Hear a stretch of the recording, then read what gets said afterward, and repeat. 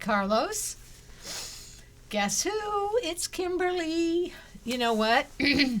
We talked about me showing you or talking to you about those bookmarks, and I decided, oops, I'm going to turn my other light on here to try to block those icky shadows.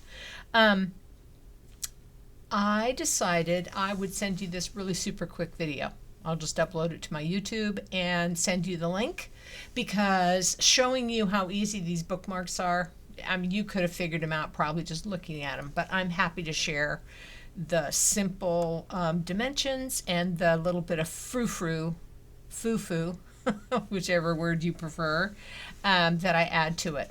So your basic paper is just about anything that has a little tiny bit of weight. This is scrapbook paper, but to be honest, it is a little light. It's not as heavy as 65-pound cover stock, but the plus is that it's about 12 inches long, so that when I fold it in half, you know, I score it, and I fold it in half, I have a bookmark that's about 6 inches. So you could also do this with two longer pieces and just tape them on the top so that they do have a fold seam, but it's really nice when you just use the same sheet of paper and don't have to glue or tape two pieces together. I think they work better, right? So this has a pattern, but this is going to be the front, and if I go there, the birds are upside down, but this is just to demo for you. So 12 inches. I find that I like 2-inch wide bookmark, but you can make them narrower, or you can make them a little wider. It's totally up to you. I just used 2 inches, and then I scored at 6 inches, fold it over. Okay, there you got that. Now we're going to cut a little tiny piece of frou-frou for the top, and this is just I keep a bunch of ribbon and yarn. I know you do too, and I'm just going to put it in here before I put the magnets on. It just seems a little bit easier. And you could even double it, wrap it around twice so that it's not sliding off quite as much. And then you can either tie it in a bow. You can tie it in a bow, which I've done, or you can just knot it and have little extra hanging. So for expediency, I'm just going to go ahead and tie a knot so that it stays.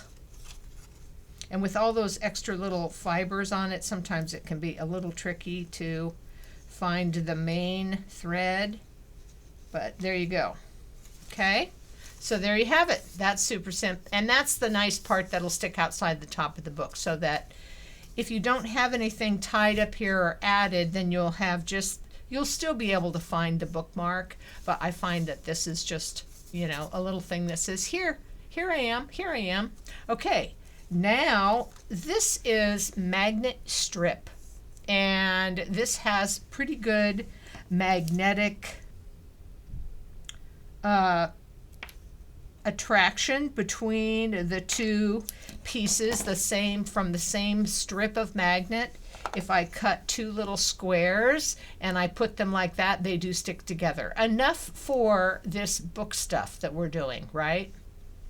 And so I get them. They might be a little off. They don't line up perfectly. That just has to do with however that little magnet thing works.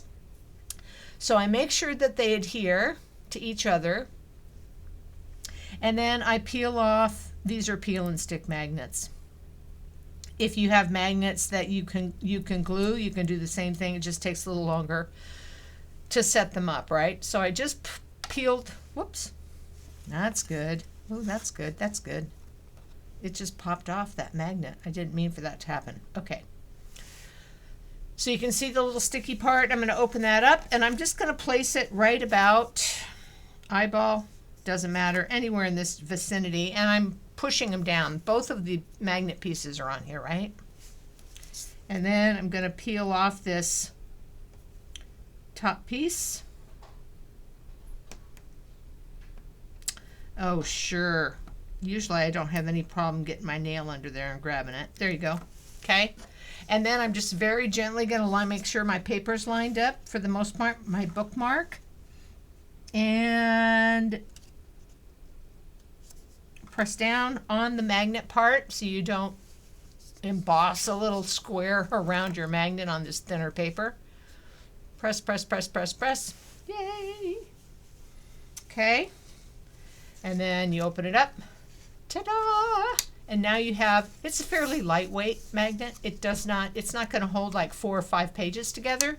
But for a single page, and let me grab a book. I'm very excited about this Wild Watercolor by Karen Elaine.